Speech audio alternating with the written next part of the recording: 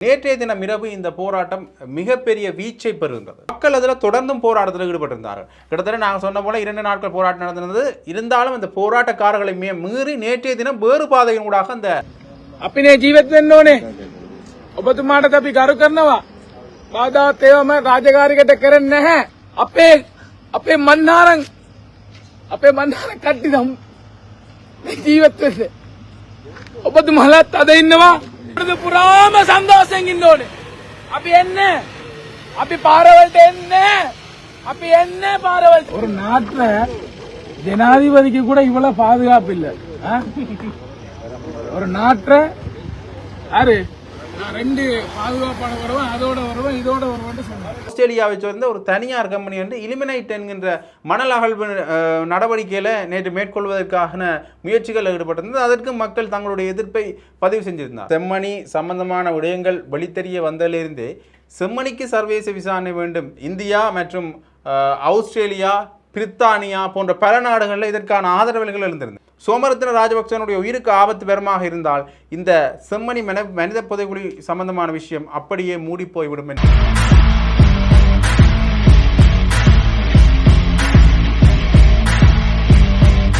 ஜெஃப்னாபடியன் சொந்தங்களுக்கு வணக்கம்.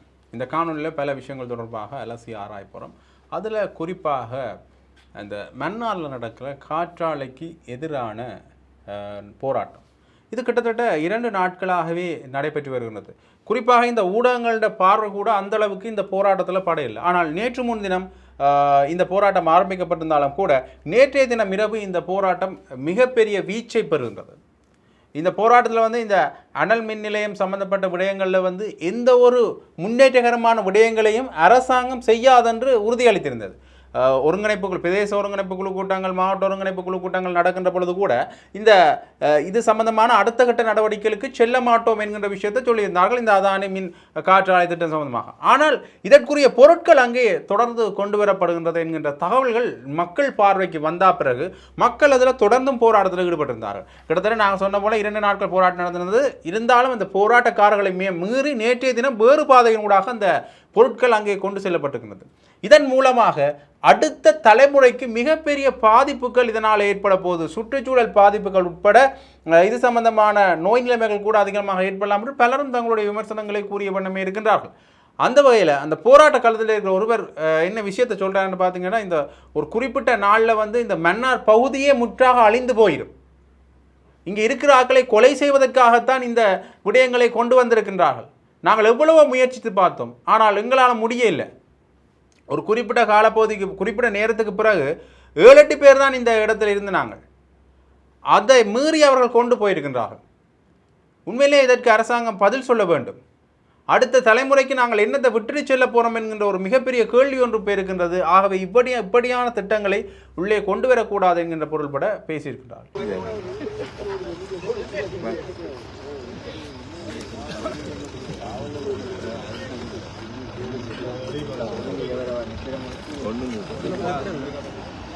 தமிழ்ல வாடி வழங்கப்படுத்து.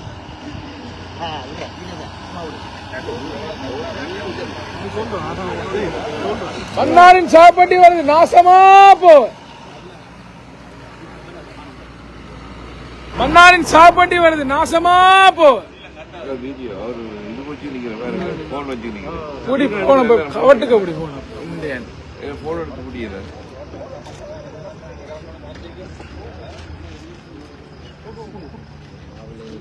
என்னடா சொல்றதுக்கு அவனது உங்களுக்கு அவங்களோட புள்ள குட்டியெல்லாம் எங்கட தீவுல மன்னார்ல வாழ போகுதானே. போறதுதானே பாதுகாப்பு. ඔබතුමාලාගේ ළමයිලා මන්නාරෙන් නෑනේ. අපිනේ ජීවත් වෙන්න ඕනේ. ඔබතුමාට අපි කරු කරනවා. බාධාත් ඒවම රාජකාරියකට කරන්නේ නැහැ.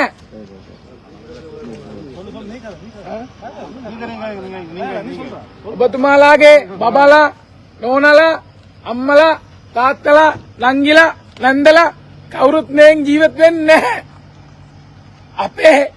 අපේ සහෝදරයන්, අපේ මන්නාරන් කට්ටි දම් ජීවත් වෙන්න. ඔබතුමාලත් අද ඉන්නවා, හෙට රාන්සර යනවා. ඔබතුමාලත් අද ඉන්නවා, රාන්සර් අපි බාධා කරන්නේ නැහැ. අපි එන්නේ. අපි පාරවලට එන්නේ ඔබතුමා බය වෙන්න එපා. අපි එන්නේ නැහැ. ඔය ලෑස්ති වෙන්න එපා. අපි අනිවාර්යෙන් ප්‍රොමිස් අපි දෙන්නේ නැහැ. අපි පාරෙන් බෙස්සෙන්නේ නැහැ. ඔබතුමාලා වීරයක් අපි ගරු කරනවා. අපි ස්තුති කරනවා. අපි එන්නේ. අපි පාරෙන් එන්නේ. අපි වේදනාවක් කතා කරන්නේ. හදවත ඉඳලා වේදනාවක් කතා කරන්නේ. අපි එන්නේ. අපේ HK මාත්‍යා අපි එන්නේ. අපේ ASP මාත්‍යා අපි එන්නේ. අපි නීති විරෝධයක් කට්ටි නෙමෙයි. අපිට HK මාත්‍යා උත්තරයක් දුන්නා. ලවල් 7 වෙනි වෙනකන් එන්නේ නැහැ කියලා කිව්වා. අපි විශ්වාස කරා. මේ සෙන් ඇන්ටනිස් වගේත් අපි දෙමු අපි විශ්වාස කරා. සාන්ද ඇන්ටනිස් ඉන්නවා. අපි විශ්වාස කරා එතුමාවේ. ලවල් කිව්වා. ඔබතුමාලාට පුතාලා, බබලා, නෝනලා සතුටෙන් සන්තෝෂෙන් ඉන්න ඕනේ. මේ සාන්ත අන්තෝනි ඔබතුමාලාට ආශිර්වාදයක් දෙනවා. ඔබලා ඔක්කොම සතුටෙන් සන්තෝෂෙන් ඉන්න ඕනේ. දෙවියන් වහන්සේ ඔබතුමාලා සතුටෙන් සන්තෝෂෙන් ඉන්න ඕනේ. මන්නාර සවපටි බෝල්. මන්නාර සවපටි බෝල්. දවසකින් එන්න බලන්න. එන්න. වතුරු මේ මෙතනට ඉන්නේ. ඒ ගම්මානවල තියෙනවා. එන්න අපි පෙන්නෙන්න. ආයින් නැවත. අපි උලන් ඒක ඉල්ලුවාද? අපි වින් පවරෙන් අපි ඉල්ලුවාද? නෑනේ. අයියා අපිට වද දෙන්නේ. අයියා අපිට වද දෙන්නේ. අයියා අපිට වද දෙන්නේ. ඔබතුමාලා හෙට සතුටෙන් කාලා බීලා සන්තෝෂෙන් ඉන්න ඕනේ. අවුරුදු පුරාම සන්තෝෂෙන් ඉන්න ඕනේ. අපි එන්නේ. අපි පාරවලට එන්නේ. අපි එන්නේ පාරවලට. ඔබතුමාලා අපිට වෙඩි දෙන්න පුළුවන්. අපි මැරෙන්න හරි අවුලක්. මන්නාර සවපටි බෝල්. මන්නාර සවපටි බෝල්. இது மன்னார சாவப்பட்டி இது. மன்னார சாவப்பட்டி இது.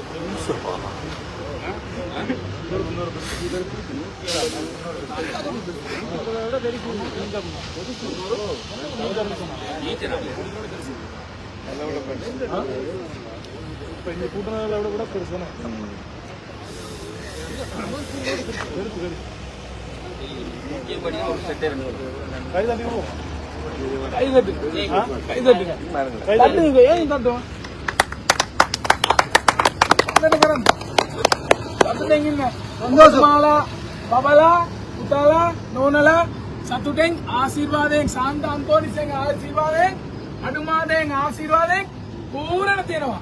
රට අනුරට නාශමාපෝහ இன்னைக்கு வந்து இடத்துல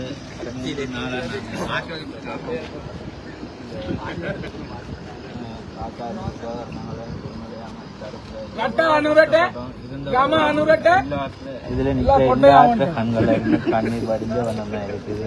உங்களுக்கு பார்க்க புரியுதா இருக்குது. எவ்வளவு பாதுகாப்பு மத்தியில பாருங்க கொண்டு போறாங்க. அவங்களுக்கு எங்களுக்கு ஒரு வித்தியாசம் இருக்கும். கொஞ்சம் பேருக்கு விளங்கி இருக்கேன்டா. அவன் தண்டை எங்கடா அவன் சம்பளத்துக்கு நிக்கிறான். சும்மா போனவங்களால சும்மா போனவாங்க மறைக்கிறான். அங்க என்ன சும்மா வந்து ஒரு பாதுகாப்பு வந்து அவ்வளவுதான். என்ன பாதுகாப்பு ජනාධිපතිට මේ ආරක්ෂාව නම්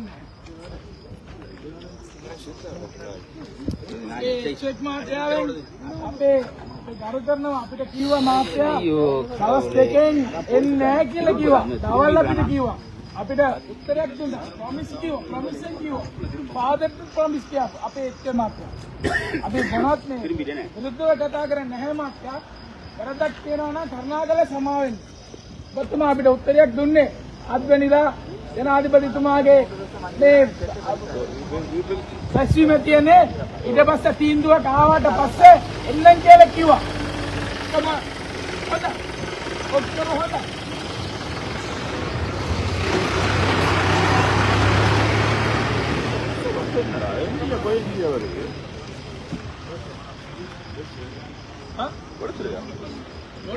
பஸ் எல்லாம் செட் பண்ணி அதுல போன பஸ் வந்து போக சொன்னீங்க. யாரை சொன்னீங்க? என்ன கவர்மெண்ட் பஸ் நந்து பஸ் போவீங்க. அதெல்லாம் இல்லை. இது போலீஸ் பஸ் இல்லை. நம்ம ஏத்துறதுக்கு தான் இந்த பஸ் எல்லாம் எல்லாம் ஃபுல் செட்டப் போராடுறதுக்கு நம்ம என்ன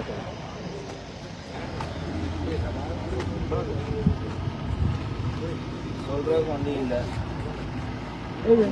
போடுறியா இது போகுதா பாட்டியா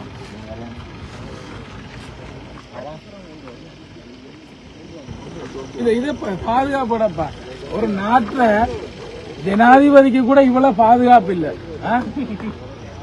ஒரு நாட்டை யாரு நான் 2 பாதுகாப்பான வருவேன் அதோட வருவேன் இதோட வருவேன் சொன்னாங்க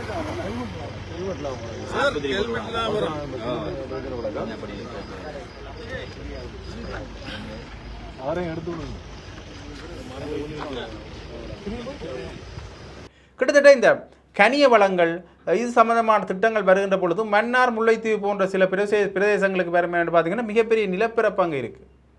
அது மட்டும் இல்லாமல் இந்த நிலப்பரப்புக்கு ஏற்ற சனத்தொகையும் அங்கே இல்லை. ஆகவே மக்களுடைய எதிர்ப்பு குறைவாக இருக்கும் என்ற காரணத்தினால இந்த பிரதேசங்களுக்கு கொண்டு வருவார். அது மட்டும் இல்லாமல் சிங்கள குடியேற்றங்கள் வருகின்ற பொழுதும் கூட இப்படியான சில பிரதேசங்களை முன்வைத்து தான் அவர்கள் கொண்டு வருவார்கள். ஆகவே ஏதோ ஒரு வகையில் திட்டமிட்டு இந்த விடயங்கள் மேற்கொள்ளப்படுது என்கின்ற ஒரு விஷயம்தான் இதில் சொல்ல முடியும். அதே மாதிரி கனிய மணல் அகழ்வு சம்பந்தமான விஷயங்களும் இதில் வெளிவந்திருக்கிறது. ஆஸ்திரேலியாவை சேர்ந்த ஒரு தனியார் கம்பெனி வந்து இலிமினைட் என்கின்ற மணல் அகழ்வு நடவடிக்கையில் நேற்று மேற்கொள்வதற்கான முயற்சிகள் ஈடுபட்டிருந்தது. அதற்கு மக்கள் தங்களுடைய எதிர்ப்பை பதிவு செஞ்சிருந்தார்கள். முன்னைய நாட்களில் மன்னாரில் பெட்ரோலிய வளம் இருக்கின்ற விடயம் வெளியில் தெரிய வருது. அதற்கு இன்னொரு நாடு உள்ள வருது. இப்படியாக மன்னார் முல்லைத்தீவு போன்ற இந்த வன்னி பிரதேசங்களை குறிவச்சு அரசாங்கத்தினுடைய சில மணல் அகழ்வு திட்டங்களாக இருக்கட்டும், கனிய வளங்களை சூறையாடுதல் சுரண்ட திட்டங்கள் வந்த வண்ணமே இருக்கின்றது. அதற்கு மக்களுடைய எதிர்ப்புகள் தொடர்ந்து தெரிவிக்கப்படுகின்றன. இதே விஷயம் அனல் மின் நிலையம் சம்பந்தமான விடயத்துக்கு வந்து இந்தியாவிலேயும் எதிர்ப்புரைகள் எழும்பியிருந்தன. இருந்தாலும் இந்தியாவில் தமிழர்கள் வாழ்கின்ற பிரதேசங்களில் இது அதிகமாக இருக்கு. ஆகவே இந்த விடயத்துக்கு உடனடியான எதிர்ப்புரைகள் அங்கே தமிழ்நாட்டில் தெரிவிக்கப்பட்டிருந்தது.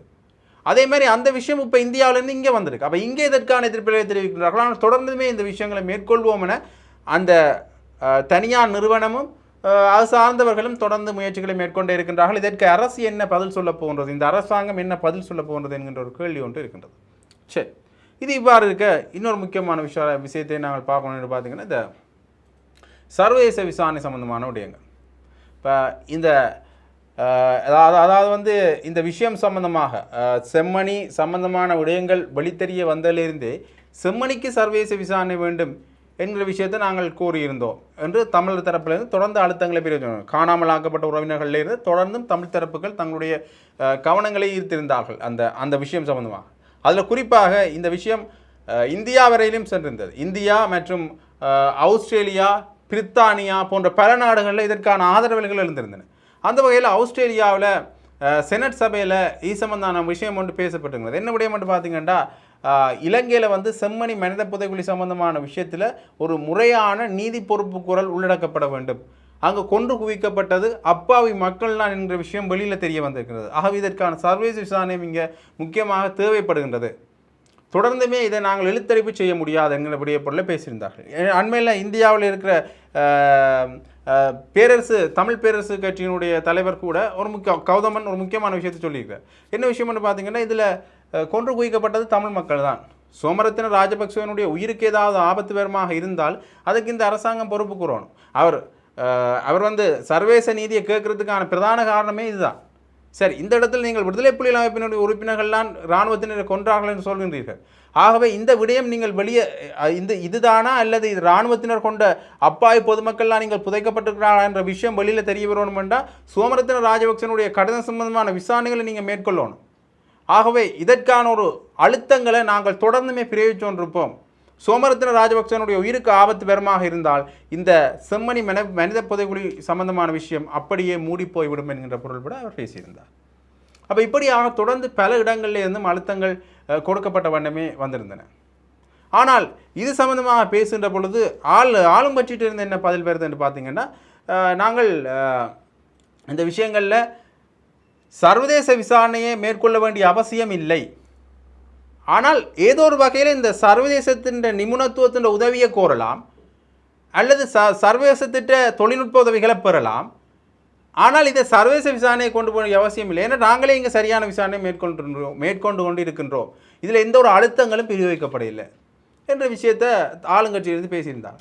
ஆனால் இதே விடயத்தை யார் சொல்கிறாருன்னா கஜேந்திரகுமார் பொன்னம்பலம் அவர்கள் நேற்று பாராளுமன்றத்தில் முழங்குகின்ற பொழுது ஒரு விஷயத்தை சொல்கிறார். இந்த குறிப்பிட்ட விடயத்தில் நீதி அமைச்சரிடம் குற்றப்புலனாய்வுத்துறை அதிகாரிகளிடம் நீதியமைச்சருடைய செயலாளர் தொலைபேசி அழைப்பு மூலம் விடுத்து சில விஷயங்களை கேட்கின்றார். இந்த விடயம் நீதிமன்றத்தின் கட்டுப்பாட்டுக்குள்ள தான் நடக்குது. அப்போ உங்களுக்கு ஏதாவது விடயங்கள் தேவை என்றால் நீங்கள் நீதிமன்றத்தை தான் நாடணும். எதற்காக நீங்கள் இதிலிருந்தே பேச்சுவார்த்தைகளை மேற்கொள்கின்றீர்கள்? ஆக இங்கே ஏதோ ஒரு வகையில் அழுத்தம் பிரயோகிக்கிறபடியாக தான் இந்த விஷயம் நடக்குது. குறிப்பிட்ட அம்மணியை கூட எனக்கு பழக்கம். அந்த அம்மணி உண்மையிலேயே இப்படியான விஷயங்களை செய்வாரான்னு கூட நான் ஆச்சரியப்பட்டேன். அந்த அளவுக்கான விடயங்கள் நடந்து கொண்டிருக்கு செம்மணியில். ஆகவே ஒரு தமிழர்களுக்கு எதிரான அநீதி நடப்பதற்கான வாய்ப்புகள் இருக்கின்றது. இதற்காகத்தான் நாங்கள் சர்வதேச நீதியை கேட்கிறோம். ஆகவே தொடர்ந்து தமிழ் தரப்புகள் ஏதோ ஒரு வகையில் ஆதாரங்களை காட்டி இந்த உள்ளக பொறிமுறை மூலமான விசாரணைக்கான நம்பிக்கையின்மை அல்லது அதிருப்தியை வெளிப்படுத்தி கொண்டிருக்கிற அதே நேரத்தில் இந்த அரசாங்கமும் கூட இல்லை இதனால் நாங்கள் வெளியில் கொண்டு வருவோம் என்று சில விஷயங்களை சொல்லி கொண்டு தான் இருக்கின்றார். அப்போ கஜேந்திரகுமார் பொன்னம்பலம் அவர்கள் பேசுகின்ற பொழுது ஒரு விஷயத்தை சொல்கிறார். நாங்கள் இந்த அரசாங்கங்கள் மேலே நம்பிக்கை இல்லாமல் போய் இப்போ இந்த அரசின் மேலேயே நம்பிக்கை இல்லாமல் வந்துட்டு அரசு என்றால் இலங்கை அரசு. அப்போ அவர் என்ன சொல்ல வராருன்றா இவ்வளவு காலமும் வந்த அரசாங்கங்கள் எங்களுக்கு நம்பிக்கையின்மையை ஏற்படுத்தினதால இலங்கை அரசின் மேலேயே எங்களுக்கு நம்பிக்கை இல்லாமல் வந்துட்டு என்கிற விஷயத்தை சொல்லியிருக்கிறார். ஆகவே இப்படியாக இந்த விடயங்கள் சம்பந்தமாக இந்த விடயதானங்கள் சம்பந்தமாக பார்க்கின்ற பொழுது ஒரு மிகப்பெரிய சிக்கலுக்குள்ள இந்த செம்மணி மனித புதைக்குழி சம்பந்தமான விஷயம் போய் சேரும் என்றதால் தான் ஏதோ ஒரு வகையில் இந்த விசாரணைகளை மறுக்கின்றார்களோ. அண்மையில் சரத் வீரசேகர் அவர்கள் பேசுகின்ற பொழுது கூட சில விஷயங்களை சொல்கிறார். இன்னத்துக்கு இந்த விசாரணைகள் உள்ளக விசாரணை கூட அவர் ஏதோ ஒரு வகையில் மறைமுகமாக மறுக்கிற பாணி தான் அதில் இருக்குது. ஆகவே மிகப்பெரிய விடயங்கள் வெளியில் தெரியும்ன்றதுக்காண்டி தான் இதை மூடி மறைக்கின்றார்களா என்ற விஷயம் ஒரு விடயமாக இருக்குது. அந்த வகையில் இந்த ஸ்கேன் இயந்திரம் கூட ஸ்கேன் முன்வைக்கப்பட்டிருந்தது. கிட்டத்தட்ட 3 வாரங்களின் பின்னர் இதற்கான சர்டிஃபிகேட்ஸ் அதாவது இந்த விஷயங்கள் நடந்ததுக்கான ஆய்வு அறிக்கைகள் சமர்ப்பிக்கப்படும் சொல்லியிருந்தாலும் தொடர்ந்து பார்க்கலாம். அந்த ஆய்வு அறிக்கையில் இன்னும் எவ்வளவு பரந்துபட்ட அளவில் செம்மணியில் புதைக்குழிகள் இருக்கின்றன என்பதனை. அடுத்ததாக இந்த உதய கம்மன்பில் அவர்கள் இன்னொரு முக்கியமான விஷயத்தை சொல்லியிருக்காரு. என்ன விஷயம் என்று பார்த்தீங்கன்னா இந்த நிஷாந்த ஒழுகுதன் என்கிற கடற்படை அதிகாரி ஒருவர் கைது செய்யப்பட்டிருந்தார், தடுத்து வைக்கப்பட்டிருந்தார். அவர் இந்த சில விஷயங்களை சொல்கிறதுக்கு பயப்படுறார். ஏன்னா நீதிமன்றத்தில் இந்த வழக்கு இருக்கிறபடியே சில விஷயங்களை சொல்கிறதுக்கு பயப்படுறார். ஆனால் இந்த முன்னாள் விடுதலை புலிகள் அமைப்பினர் உறுப்பினர் ஒருவர் சொன்ன தகவலின் அடிப்படையில் தான் அவர் கைது செய்யப்பட்டிருக்கின்றார் என்கிற பொருள்பட உதய கம்மன்பில் தன்னுடைய விமர்சனத்தை முன்வைத்தனர். கிட்டத்தட்ட என்ன நடந்தாலும் அதற்கு விடுதலை புலிகள் அமைப்பினர் சம்பந்தமான விடயங்களை விமர்சனமாக முன்வைக்கிறத ஒரு வழக்கமாக கொண்டது தான் உதய கம்மன்பில். அந்த வகையில் அவர் இந்த விஷயத்தை சொல்லியிருக்கார். அதில் ஒரு குறிப்பாக இன்னொரு முக்கியமான விஷயத்தை நாங்கள் பார்க்கணும்னு பார்த்தீங்கன்னா இந்த மிகப்பெரிய சிறைச்சாலைகளில் அல்லது மிகப்பெரிய ஒரு வதை முகாமில் நடந்த விடயம் தொடர்பாகத்தான் இவர் கைது செய்யப்பட்டிருக்கார் திருகோணமலையில். ஆக இந்த தமிழ் மக்களே தமிழ் இளைஞர்கள் கூட அதில் 100க்கும் மேற்பட்ட இளைஞர்கள் சித்திரவதை செய்யப்பட்டு கொலை செய்யப்பட்டார்கள் என்ற விடயத்தை கொஞ்சம் கொஞ்சமாக சொல்லி கொண்டு வருகின்றார்கள். ஆகவே இந்த தமிழர்கள் சார்ந்த விஷயங்கள் வருகின்ற பொழுது உதய கம்மன்பில் சரத் வீரசேகர விமல் வீரவன்ச போன்றவர்கள் ஏன் இவ்வாறான நிலைப்பாடுகளை காட்டுகின்றார்கள் என்கின்ற கேள்வி இற்றை வரைக்குமே தமிழ் மக்கள் மனதில் இருந்தவன் தான் இருக்கின்றது. சரி, அடுத்தாக இன்னொரு முக்கியமான விஷயத்தை யார் சொல்லியிருக்காருன்னு பார்த்தீங்கன்னா ஐக்கிய நாடுகள் சபை சொல்லி கிட்டத்தட்ட ஒரு பாராட்டு பத்திரம் மாதிரி தான் இலங்கைக்கு இந்த மக்கள் பார்வைக்கு வைக்கப்பட்டது. குறிப்பாக அவங்களுக்கு தெரியும் இந்த அங்கே இருந்து எடுத்த சான்று பொருட்கள் எல்லாம் மக்கள் பார்வைக்கு வைக்கப்பட்டது. ஆகவே இதில் நீங்கள் மக்களை அடையாளப்படுத்துவதற்கு கேட்பது உண்மையிலேயே ஒரு உண்மை பொறுப்பு குரலில் ஒரு சிறிய முன்னேற்றம் தான் என்கிற விடயத்தில் இலங்கைக்கான ஒரு பாராட்டினை தெரிவித்திருக்கிறார்கள். கிட்டத்தட்ட இந்த விஷயத்தில் பார்க்கின்ற பொழுது தமிழ் தரப்புகளே இதற்கான ஆதரவினை தெரிவித்திருக்கிறார். உண்மையிலேயே இந்த அன்புக்குரியவர்களை இழந்தவர்களுக்கு இன்றுமே அவர்கள் போராட்டம் கண்களில் இருக்குது. அவர்களுடைய பலிகள் வேதனைகள் தொடர்ந்து இருந்த வண்ணமே இருக்கின்றன. ஆகவே அந்த விஷயங்களை வச்சு பார்க்கின்ற பொழுது இந்த விடயம் உண்மையில் ஒரு நன்மைக்குரிய விடயம். இது மக்கள் கூட அறிவுறுத்தப்பட்டிருந்தாங்க. தயவு செஞ்சு நீங்கள் அடையாளப்படுத்துவதற்காக நீங்கள் அங்கே செல்லணும் கட்டாயம். இந்த அடையாளப்படுத்தல்களை சரியான முறையில் மேற்கொள்ளணும் என்று சிறிதரனாக இருக்கட்டும், அது மட்டும் இல்லாமல் தமிழ் தரப்பில் பயணிக்கிற சில அரசியல்வாதிகளாக இருக்கட்டும் தங்களுடைய கருத்துக்களை முன்வைச்ச வண்ணமே இருந்தார்கள். அதாக இன்னொரு முக்கியமான விஷயத்தை பார்க்கணும் என்று பார்த்தீங்கன்னா சசீந்திர ராஜபக்ச அவர்கள் கைது செய்யப்பட்டிருக்கிறார். மஹிந்த ராஜபக்சனுடைய குடும்பத்தில் ஏதோ ஒரு வகையில் ஊழல் குற்றச்சாட்டுகள் தொடர்ந்து முன்வைக்கப்பட்டு கொண்டே இருக்கின்றன. அதிலேயும் குறிப்பாக இந்த சீன நிறுவனத்திலிருந்து தரமற்ற சில கனிமங்களை கொள்வன செய்த காரணத்தினால அவர் கைது செய்யப்பட்டிருக்கிறார். மஹிந்த ராஜபக்சனுடைய சகோதரனுடைய மகன். ஆகவே இந்த மஹிந்த ராஜபக்ச மேலே கொஞ்சம் மஹிந்த ராஜபக்ச விடயங்களில் கொஞ்சம் தீவிரம் காட்ட வலிக்கிட்டதோ இந்த அரசாங்கம் என்கின்ற கேள்வி வருகின்றது. பார்க்கலாம் இதிலிருந்து அடுத்ததாக எந்த விஷயத்துக்கு போகிறார்கள்ன்றதை. தொடர்ந்துமே அடுத்தாக இனி உயிர்த்த நேரத்தாக்கும் சம்பந்தமான விடயம் தான் மஹிந்த மேலே பாய்ப்போதான்ற கேள்வியும் எழுந்திருக்கின்றது. அதே நேரத்தில் இந்த மாகாண சபை தேர்தல் சம்பந்தமாக பேசுகின்ற பொழுது இந்த மாகாண சபை தேர்தல் சம்பந்தப்பட்ட விஷயங்களில் நாங்கள் தயாராகத்தான் இருக்கின்றோம். தேர்தல் ஆணையாளர் சொல்லியிருக்கின்றார், நாங்கள் தயாராகத்தான் இருக்கின்றோம். ஆனால் இந்த சட்ட மூலங்கள் அது மட்டும் இல்லாமல் எல்லை நிர்ணயம் போன்ற சில விஷயங்கள் இன்னுமே சிக்கலானதாக இருக்குது. அது சரியான முறையில் பாராளுமன்றத்தில் சில விஷயங்கள் நிறைவேற்றப்படுமாக இருந்தால் நாங்கள் எப்போ நீங்கள் சொல்கிறீங்களோ அந்த நேரத்தில் தேர்தல் வைக்கிறதுக்கு தயாராகத்தான் இருக்கின்றோம் என்று சொல்லியிருக்கின்றார். உண்மையிலே தமிழ் மக்களுக்கு இருக்கிற ஒரு மிகப்பெரிய இருப்பு பிடிமானம் மாகாண சபை தேர்தல்னு சொல்லலாம். தொடர்ந்து பார்க்கலாம் இந்த மாகாண சபை தேர்தல் சம்பந்தமான விஷயங்கள் எந்த கட்டத்தை எட்ட போகின்றது என்பதை. இப்படியாக பல தகவல்கள் தென்னிலங்கை பரப்பிலையும் வடகிழக்கு அரசியல் பரப்பிலையும் நடந்த வண்ணமே இருக்கின்றன. அந்த தகவல்களை தெரிஞ்சு கொள்றதுக்காக நீங்கள் ஜெஃப்னா அப்படின் சேனலோட இணைஞ்சிருங்க. நன்றி, வணக்கம்.